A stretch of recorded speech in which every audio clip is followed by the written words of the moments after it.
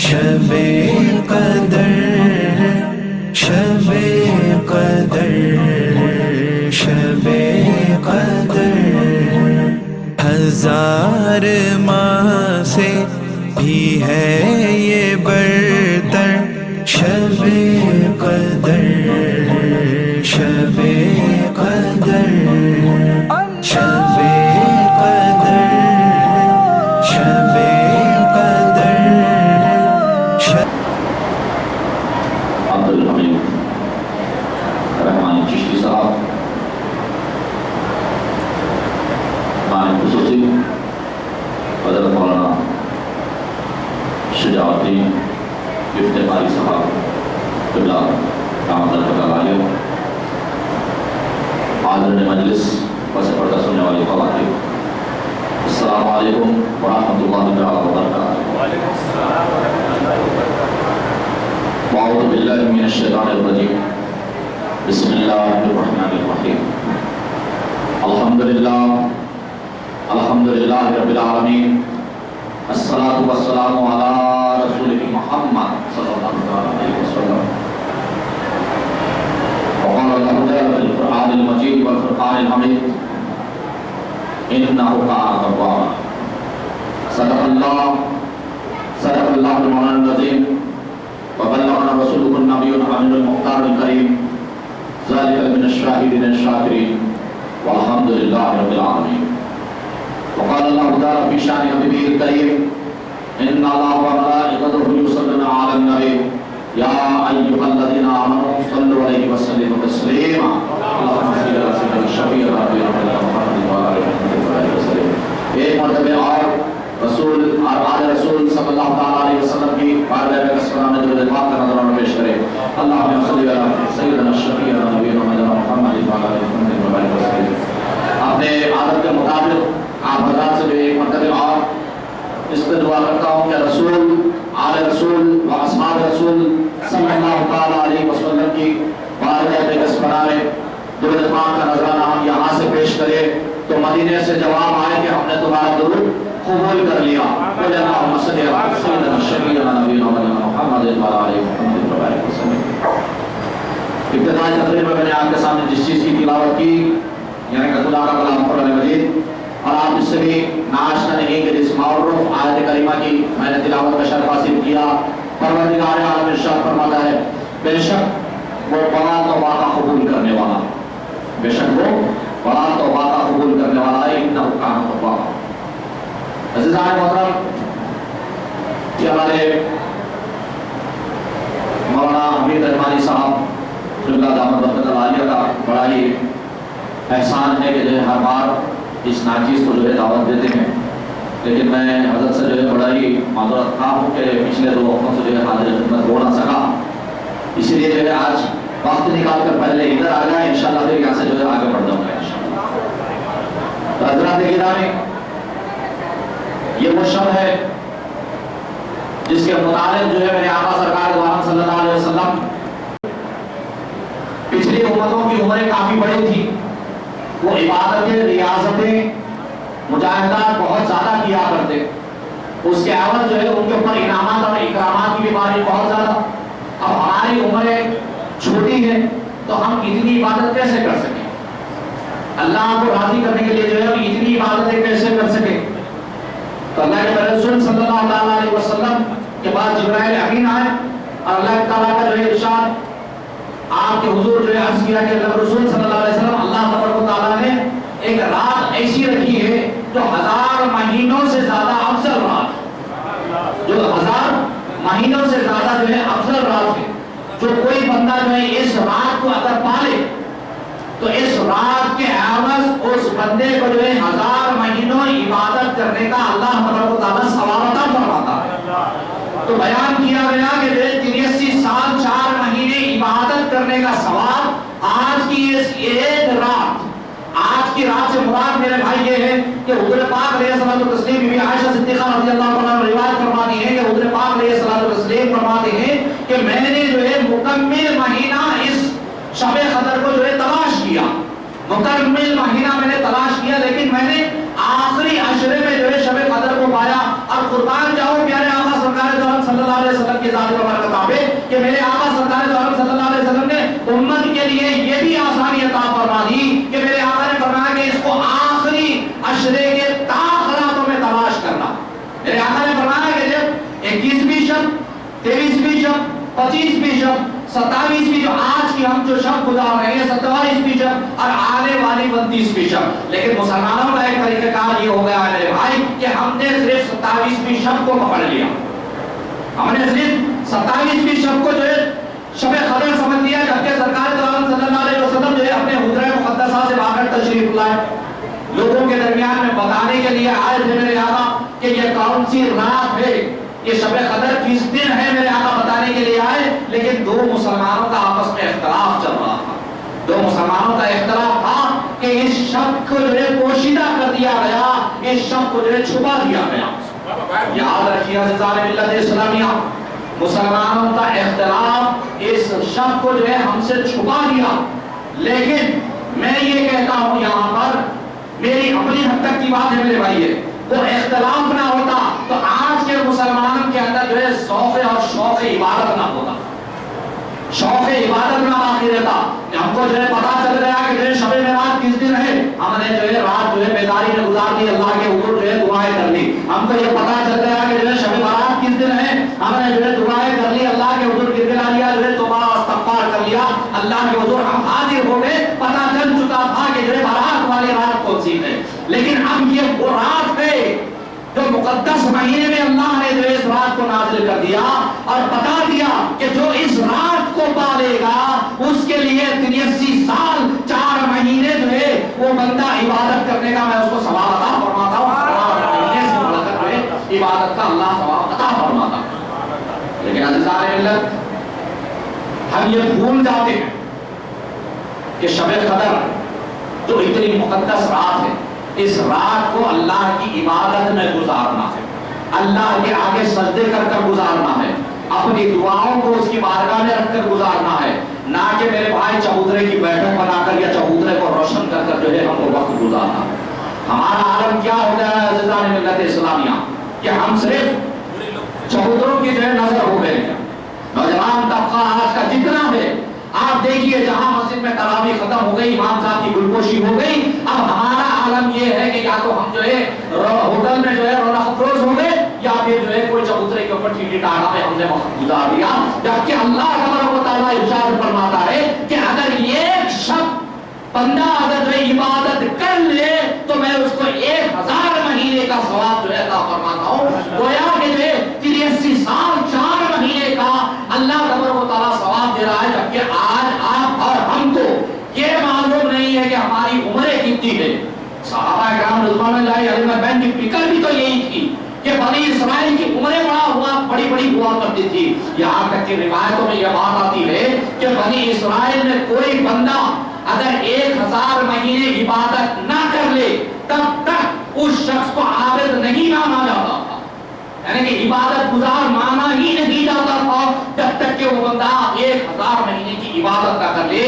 گویا کہ 83 سال 4 مہینے کا وقت نہ گزار دے اللہ کی عبادت میں، تب جا کر وہ ڈکلیئر ہوتا کہ یہ عبادت گزار بندہ ہے. اور آج ہمارا حالت کیا ہے میرے بھائی؟ ہماری عمر کسی کی جو ہے 40 سال ہو گئی، کسی کی 50 ہو گئی، کسی کی 60 ہو گئی. میرے آقا سرکار دو عالم صلی اللہ علیہ وسلم کا ارشاد مقدس ہے کہ جب قرب قیامت کے قریب کا وقت ہوگا، قیامت جب قریب آ جائے گی، قرب قیامت ہوگی، تو اس وقت نوجوان موتیں بہت زیادہ ہوں گی، نوجوان موتیں بہت زیادہ ہوں گی.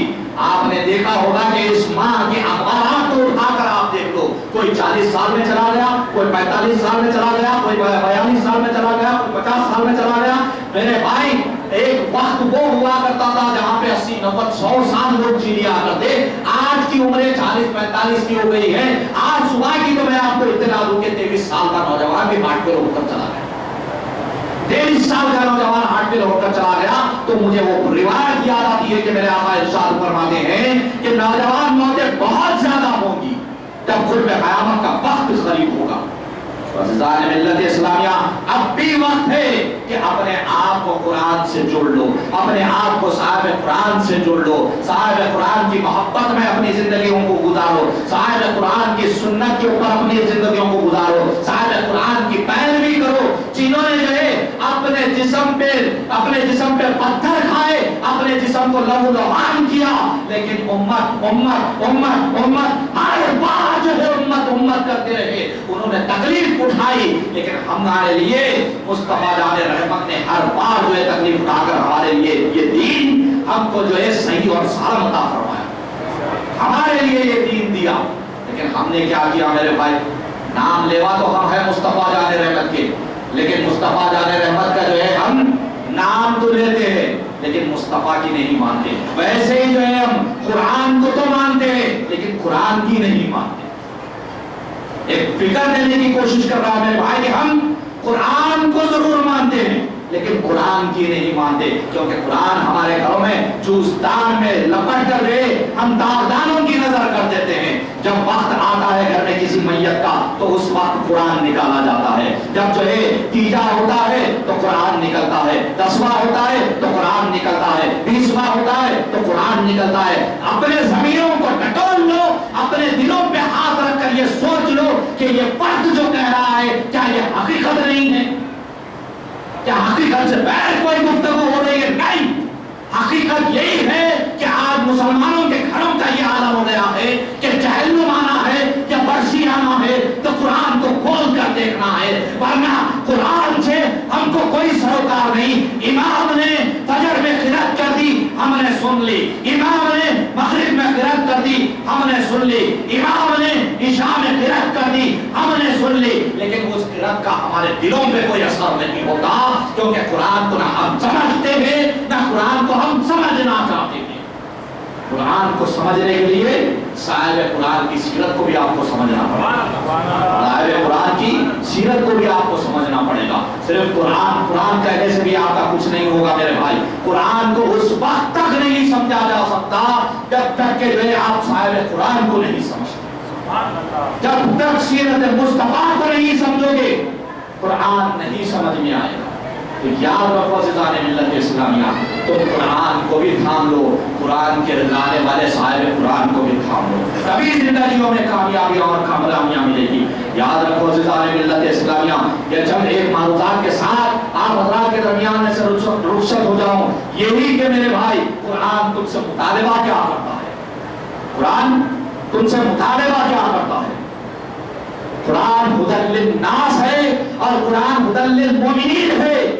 انسانوں کی ہدایت کے لیے قرآن نازل کیا گیا، تو کسی جگہ پہ قرآن کا خود یہ دعویٰ ہے کہ یہ مومنین کی ہدایت کے لیے آیا۔ عزیزان ملت، ہم مومن تو ہو گئے، کلمہ پڑھ کر ہم مسلمان تو ہو گئے، لیکن ہمارے اندر قرآن کو نہ سمجھنے کی توفیق ملی ہے نہ قرآن کے مطالبات کو سمجھنے کی توفیق ملی ہے۔ اسی لیے میں نے بھی آپ حضرات کے سامنے جو بات رکھی کہ ہمارا طریقہ کار یہی ہو گیا ہے کہ ہم قرآن کو صرف گھر میں میت ہو جاتی ہے تب کھولتے ہیں، اس سے ہٹ کر ہم کو کوئی سروکار نہیں ہے میرے بھائی۔ ہم کو کم سے کم اتنی توفیق نہیں ہے کہ جو ہے روزانہ کم سے کم ایک پارہ ہی قرآن کا تلاوت کر لے، یا کم سے کم جو ہے آدھا پارہ ہی تلاوت کر لے، یا کم سے کم ایک وقت ہی جو ہے ہم قرآن کی تلاوت کر لے، اور قرآن کو سمجھ کر پڑھو، قرآن کو سمجھ کر پڑھو۔ اللہ تبارک کو چاہتا تو قرآن کو ایک وقت میں نازل کر دیتا مصطفیٰ جان رحمت پہ، لیکن اللہ تبارک و تعالیٰ نے 23 سال کا وقت دیا قرآن کو نازل کرنے کے لیے، اور ہماری بھی زندگی پوری گزر رہی ہے، لیکن ہم کو کوئی مطلب نہیں ہے، کوئی جو ہے جب کوئی پریشانیاں آ جاتی ہیں، کسی صاحب حال سے اگر ہم ملاقات کر لیتے ہیں، جب وہ کوئی اگر آیت پڑھنے کے لیے بتا دے تب ہم قرآن کو کھول کر تلاش کریں گے کہ یہ کس صورت میں ہے۔ آج مسلمانوں کا یہی بہت بڑا المیہ ہے کہ جو ہے قرآن کی کون سی آیت کس پارے میں موجود ہے ہم کو یہ بھی پتا نہیں ہے میرے بھائی۔ یقیناً میرے بھائی ہم کو یہ بھی پتا نہیں ہے کہ کون سی آیت کس صورت میں ہے۔ لوگ مجھ سے خود ملاقات کرتے ہیں، اگر میں کسی کو اگر یہ کہہ دوں تو لوگ سوال کرتے ہیں کہ حضرت پارے کا نام بھی لے لیں، ذکر کرتے کہ کس پارے کے اندر موجود ہے۔ عزیزان ملت، آج ہم کو پاروں کے نام نہیں معلوم، آج ہم کو جو ہے آیتوں کا ذکر نہیں معلوم، آج ہم کو جو ہے نزول قرآن نہیں معلوم، کس کس جگہ پہ قرآن نازل ہوا ہم کو نہیں معلوم، کون سی سورت مکی ہے ہم کو نہیں معلوم، کون سی سورت مدنی ہے ہم کو نہیں معلوم، ہم کو جو ہے کس سورت کے سامنے بسم اللہ نہیں پڑھنا ہے یہ نہیں معلوم، ہم کو کچھ بھی نہیں معلوم۔ حقیقت یہی ہے، ضمیروں کو ٹٹولو، اپنے تلاش کرو، دیکھ لو تو صحیح کہ کیا واقعتاً ہم مسلمان ہیں۔ ہم مسلمانوں کے گھر میں پیدا ہو گئے اسی لیے مسلمان ہیں، ہمارے باپ دادا مسلمان تھے اسی لیے ہم بھی مسلمان ہیں، ورنہ اسلام اور مسلمانیت سے ہم کو کوئی سروکار نہیں ہے۔ میرے آقا سرکار دو عالم صلی اللہ علیہ وسلم کی وہ حدیث پاک مجھے یاد آتی ہے، اور آج میں اس چیز کو جو ہے عمل ہوتے ہوئے دیکھ رہا ہوں۔ میرے آقا ارشاد فرماتے ہیں کہ لوگوں، آخری زمانہ وہ آئے گا جہاں پہ دیگر اقوام تم پہ ٹوٹ پڑیں گی جیسے کوئی گرد مردار کے اوپر ٹوٹ پڑتا ہے۔ صحابہ نے عرض کی کہ یا رسول اللہ، کیا بات ہے کہ کیا ہم اس وقت کم ہو جائیں گے، تعداد میں کیا ہم کم ہو جائیں گے؟ میرے آقا نے ارشاد فرمایا کہ نہیں، ہم تعداد میں کم نہیں ہوں گے، ایمان کمزور ہو جائے گا۔ لمحہ فکر ہے، آج آپ غور کر کر دیکھو، ہم میں طاقت گفتار باقی نہیں ہے، ہمارے اندر عمل باقی نہیں ہے، ہم کسی کو جو ہے طریقہ دین نہیں بتا سکتے۔ آج کا نوجوان تو وہ ہو گیا ہے جس کو وضو کے مسائل نہیں معلوم۔ آج کا نوجوان تو، آپ نوجوانوں کو میری بات اگر بری دکھ رہی ہے تو یقین جانیں آپ کو بری دکھے، لیکن حق پہنچانا میرا کام ہے، حق پہنچانا کام ہے۔ اگر آپ حق کو قبول کرنے کے لیے تیار ہو تو میری بات کو غور سے سننا۔ یاد رکھیے عزیزان ملت، وضو کے مسائل سے ہم ناواقف، طہارت کے مسائل سے ہم ناواقف، ماں باپ کی قدر ہم نہیں کرتے، زوجین کی کوئی رشتہ داری ہم بنا، یعنی بیوی سے ہماری جو ہے کوئی تالمیل نہیں ہوتی، گھر کو کسی کی بیٹی بلا کے لے آتے، جھگڑا فساد کرکٹ ہماری زندگی یہ، ہم بڑوں کا ادب نہیں کرتے، چھوٹوں کے اوپر شفقت نہیں کرتے، خیر خیرات آج ہمارے اندر سے ختم ہو گئی۔ زکات دینے کے اوپر ہمارے پاس مسائل ہے کہ وہ بچا ہوا زکات کا جو 2.5% ہے اس کو کیسے بچا لے۔ لاکھوں روپیہ شادی بارات میں ہم اڑانے کے لیے تیار ہے، لیکن وہ 2.5% کی زکات ہم دینے کے لیے تیار نہیں ہے۔ فطرے کے مسائل سے ہم ناواقف، روزہ کیسے ٹوٹتا ہے اس سے ہم کو کوئی مطلب نہیں ہے۔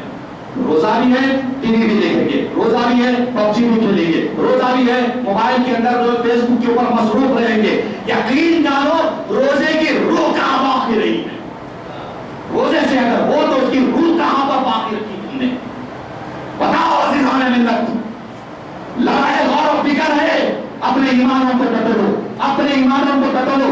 وقت ہمارے پاس کم ہے، کیونکہ دنیا کس وقت ختم ہوگی اس بات کا کسی کو اندازہ نہیں کہ میرے آقا سرکار دو عالم صلی اللہ علیہ وسلم نے 13ویں صدی تک کا حال بیان کرنے کے بعد فرمایا کہ 14ویں صدی کا حال مت پوچھو، 15ویں صدی غرق ہے، اور آج ہم 1443 ہجری میں گزار رہے ہیں۔ ہمارے پاس زندگی کب ختم ہوگی، قیامت کب آئے گی اس بات کا اندازہ نہیں ہے۔ قیامت کے اثرات میں میرے آقا سرکار دو عالم صلی اللہ علیہ وسلم نے جو بات ارشاد فرمائی کہ ایک وقت وہ آئے گا کہ رمضان کی پہلی تاریخ کو جو ہے چاند سورج گرہن ہوگا، اور رمضان کی 20 تاریخ کو جو ہے چاند گرہن ہوگا۔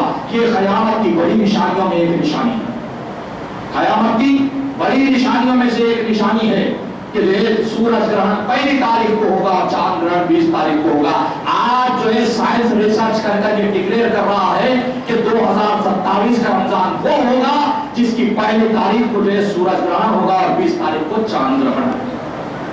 1400 سال 1450 سال پہلے میرے آقا نے فرمایا کہ آخری زمانہ وہ آئے گا جو اثرات میرے آقا نے بیان کیے ایک کے بعد دیگر تم دیکھ رہے ہو، لیکن اس کے باوجود ابھی توفیق نہیں ملتی، ابھی اللہ کی طرف رجوع نہیں کرتے، ابھی سجدوں سے جو ہے اپنی مسجدوں کو آباد نہیں کرتے۔ پھر رمضان گیا تو مسجد کی رونقیں ہم نے ختم کر دی۔ آج وہ عالم ہے کہ دوڑے دوڑے ہم مسجد میں آتے ہیں تو جس جگہ ہم چپل اتارتے ہیں نا میرے بھائی، وہاں میں بھی ہم کو نماز پڑھنے کے لیے جگہ نہیں مل رہی ہے۔ مسجدیں اپنی تن دامنی کا شکوا کرتی ہوئی نظر آ رہی ہیں، لیکن لیکن پلٹ کر دیکھو آپ 3 دن باقی ہے، 3 دن کے بعد میں مسجد پکارے گی کہ کوئی ہے نمازی کہ آ جائے، میں کھلی ہوں، میرے اندر سے صلاح دے رہا ہے، حی علی الصلاح حی علی الفلاح کی صلاح آ رہی ہے، لیکن عزیزان ملت ہے کوئی مسجدوں کو آباد کرنے والا؟ خدا کے لیے اپنے آپ کو جو ہے اللہ کے گھر کا بناؤ، خدا کے لیے اپنے سجدوں سے مسجدوں کو آباد کرو۔ دیکھو تو صحیح کہ اللہ تم سے تمہارے سجدے کے بدلے اللہ کو کیا مل رہا ہے؟ نہیں، اللہ کا کوئی مطالبہ نہیں ہے، تم سجدہ کرتے ہو تو وہ تم کو نعمتوں سے سرفراز کر دیتا ہے۔ اللہ وہ ہے، تم نے ایک سجدہ کیا، اس نے اس کے اٹھا کر 27 سے 700 گنا کر دیا، 27 سے 700 گنا کر دیا، اس سے بھی آگے وہ عطا کرتا ہے۔ لیکن ہم میرے بھائی وہ ایک سجدہ ادا کرنے کے لیے بھی جو ہے فکر مند ہو گئے ہیں۔ دوست کے ساتھ جانا ہم کو ضروری ہے، گھر کے کام کاج ہم کو ضروری ہے، سودا ترکاری ہم کو ضروری ہے جی، لیکن نماز ہمارے لیے ضروری نہیں ہے۔ جبکہ میرے آقا نے فرمایا کہ نماز مومن میرے آنکھوں کی ٹھنڈک ہے اور نماز مومن کی معراج ہے، لیکن مومن کیا کر رہا ہے؟ نہ اسے معراج کی ضرورت ہے، نہ میرے آقا سرکار دو عالم صلی اللہ علیہ وسلم کی آنکھوں کو ٹھنڈک پہنچانے کی ضرورت ہے۔ صاحب قرآن نے اس قرآن تم کو دیا تو اپنے جسم کے اوپر ایک ایک زخم کھا کر دیا ہے۔ طائف میں جب میرے آقا گئے تو پتھروں کی بارش کر کر میرے آقا کے جسم مقدس کو لہو لہان کر دیا گیا جی، لہو لہان کر دیا گیا، پتھروں کی بارش کی گئی میرے آقا سرکار دو عالم صلی اللہ علیہ وسلم کے اوپر۔ کیا تم نے ان احسان کو بھلا دیا؟ میرے آقا نے قل لا الہ الا اللہ کی صدا دی، کیا تم نے اس احسان کو بھی بھلا دیا؟ اگر ہمارے اجداد نے اس وقت لا الہ الا اللہ پہ اگر لبیک نہ کہی ہوتی تو یقین جانو آپ اور ہم آج کسی جگہ پہ گھنٹے بجاتے ہوئے نظر آتے، یہی ہوتا نا ہمارے درمیان، ہم بھی کسی نہ کسی جگہ کوئی تھالی پکڑ کر کھڑے ہوئے رہتے۔ آج اللہ کے سامنے سجدہ کرنے کی بجائے 36,000 بتوں کی ہم بھی پرستش کرتے ہوئے نظر آتے۔ لیکن اللہ کے رسول صلی اللہ علیہ وسلم کا احسان مانو، میرے آقا کو بائیکاٹ کر دیا گیا لیکن میرے آقا نے ہم تک دین کو پہنچا دیا، میرے آقا کے اوپر ظلم ڈھائے گئے، میرے آقا نے ہم پہ جو ہے دین کو پہنچا دیا، میرے آقا سرکار دو عالم صلی اللہ علیہ وسلم کے نواسوں کو جو ہے شہید کر دیا گیا، تب بھی ہم تک دین سلامتی کے ساتھ پہنچ گئے۔ ان احسانات کو مانو میرے بھائی، ان احسانات کو مانو، فکر کرو، فکر کو اپنے اندر پیدا کرو۔ اگر مسلم قوم جب فکر کرنا چھوڑ دے گی تو یہ سمجھ لو کہ مسلمانوں تمہاری بستی تمہارا انتظار کر رہی ہے، تمہاری تباہی تمہارا انتظار کر رہی ہے۔ جس دن تمہارے اندر سے فکر ختم ہو جائے گی اس دن سمجھ لو کہ قوم مسلم کو ختم ہونے کا وقت آ گیا، قوم مسلم کو ختم ہونے کا وقت آ گیا۔ ہمارے اندر فکر باقی نہیں ہے، آج دین ہمارے اندر باقی نہیں ہے۔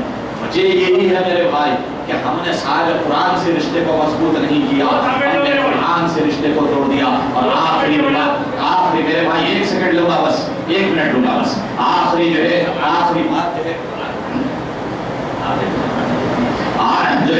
آخری حدیث کریمہ رکھتے ہوئے رخصت ہو جاؤ میرے بھائی کہ حضور پاک علیہ الصلوۃ والتسلیم ارشاد فرماتے ہیں کہ عرش کے سائے میں 2 لوگوں کو جگہ نہیں ملے گی۔ اور آج کا بہت بڑا المیہ ایک فکر آپ کو دیتے ہوئے رخصت ہو جاؤ انشاءاللہ۔ اگر میری بات سمجھ میں آئے میرے بھائی تو صبح سے نہیں بلکہ ابھی سے جو ہے اس بات کے اوپر عمل پیدا ہو جانا، اور آپ کا عمل کرنا انشاءاللہ میری مغفرت کا ضمانت بنے گی۔ مولانا حمید رحمانی صاحب کی یہ جو جستجو ہے معاشرے کی اصلاح کی جو جستجو وہ کامیاب ہو جائے گی۔ مولانا افتخاری کا یہاں پہ آ کے بیٹھنا کافی دیر تک مقصد صرف یہی ہے کہ اللہ کے رسول صلی اللہ علیہ وسلم کی پیاری امت کو پیاری پیاری بات معلوم ہو جائے، یہ ہماری مغفرت کا سامان بنے گا انشاءاللہ۔ تو آخری حدیث کریمہ دوں میرے بھائی کہ پیارے آقا سرکار دو عالم صلی اللہ علیہ وسلم ارشاد فرماتے ہیں کہ اللہ کے عرش کے سائے میں حشر کے میدان میں 2 لوگوں کو سایہ نہیں ملے گا۔ لوگ تڑپ جائیں گے سائے کے لیے، لیکن ان دو اشخاص کو سایہ نہیں ملے گا. ایک وہ ہوگا جو قرآن کو پڑھتے پڑھتے چھوڑ دے گا, قرآن سے اپنا ناطہ توڑ لے گا. قرآن اللہ کے حضور حاضر ہو کر عرض کرے گا کہ مولا جس طریقے سے اس نے مجھے اپنے سے جدا کر دیا, تو اپنے رحمت سے اسے جدا کر دے. تو اللہ جو ہے قرآن کے اس مطالبے کو اس وقت قبول فرمائے گا, اور لوگوں کو جو ہے عرش کے سائے میں کوئی جگہ نہیں ملے گی.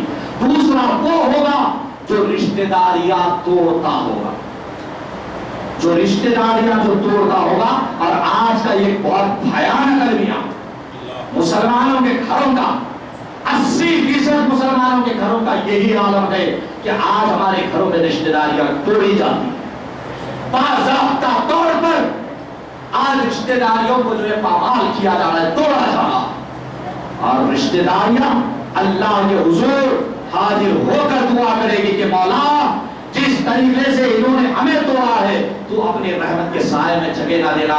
تو اللہ تبارک و تعالیٰ حشر کے میدان میں جگہ عنایت نہیں کرے گا, جگہ نہیں دے گا ان لوگوں کو جو رشتہ داریاں توڑتے ہیں. تو آج کی شب میں جو ہے ہم اپنے کیے ہوئے غلطیوں کے اوپر نادم ہو جائے, اپنے جو ہے آنکھوں سے آنسوؤں کو بہائے, اللہ کو راضی کر لے, شب بیدار رہے, نوافل کی کثرت کرے, تلاوت قرآن کرے, درود مقدس کا نذرانہ پیش کرے, اللہ کے پیارے رسول صلی اللہ علیہ وسلم کی بارگاہ میں اس نذرانے کو پیش کرے, اور اللہ کی جو ہے بڑائی بیان کرے, اللہ سے مانگے, کیونکہ اللہ بڑا توبہ کا قبول کرنے والا ہے. انہ کان توابا, اللہ بڑا توبہ کا قبول کرنے والا ہے. اور آج وقت ہے, ہمیں وقت جب مل جائے تو اس وقت کو غنیمت جانو, اور اللہ کے حضور توبہ و استغفار کر کر اللہ کو راضی کر لو. اور اس کا بہترین ذریعہ یہ ہے کہ جب تم کثرت سے تلاوت کر لو تو اس کو جو ہے اللہ کے پیارے رسول صلی اللہ علیہ وسلم کی بارگاہ میں نظر کر دو, اور میرے آقا سرکار دو عالم صلی اللہ علیہ وسلم کا صدقہ توفیل دعا کر دو. کیونکہ اللہ تبارک و تعالیٰ قرآن میں خود فرماتا ہے کہ اے نبی محترم ہمارے فرما دیجیے ان سے جب یہ اپنی جہنم پہ ظلم کر لے تو وہ آئے آپ کی بارگاہ میں اور اللہ سے مغفرت طلب کرے, اور نبی ان کی شفاعت کر دے, تو پھر یہ اللہ کو بڑا غفور و رحیم پائیں گے. یہ اللہ کو بڑا غفور و رحیم پائیں گے. یاد رکھیے عزیزان ملت, میرے آقا سرکار دو عالم صلی اللہ علیہ وسلم کے صدقہ توفیل اپنے گناہوں کے اوپر جو ہے طائب ہو جائے, توبہ کرے, استغفار کرے. جہاں رشتہ داریاں توڑی ہے وہاں پہ رشتہ داریوں کو سنبھال لے, جہاں پہ ماں باپ کو تکلیف دی ہے چاہے آج کے دن جا کے جو ہے ان سے جو ہے ان کے قدم بوسی کر کر جو ہے ان سے جو ہے اپنے حق میں جو ہے دعا کرائے, اور ان سے جو ہے معافی طلب کر لے. اگر کسی بہن کو جو ہے تکلیف دی ہے تو پھر بہن سے معافی مانگ لے, بھائی کی بے عزتی کی ہے تو بھائی سے معافی مانگ لے. یقین جانیے زندگی جب تک باقی ہے تب تک ہی جو ہے موقع ہے توبہ و استغفار کرنے کا, ورنہ پھر آپ کے لیے استغفار کوئی اور کرے گا, آپ کے ہمارے لیے جو ہے کوئی اور استغفار کرے گا. لیکن اگر زندگی باقی ہے تو ہم اپنے اعمال کے اوپر توبہ و استغفار کریں اور اللہ اس کے رسول کو راضی کر لے. وما علینا الا البلاغ وآخر دعواہم والحمدللہ رب العالمین. اگر مجھ سے کہنے میں کوئی غلطی ہوئی ہے, کسی کی دل آزاری ہوئی ہے, تو معافی کے ساتھ جو ہے رخصت ہوتا ہوں. السلام علیکم ورحمۃ اللہ وبرکاتہ.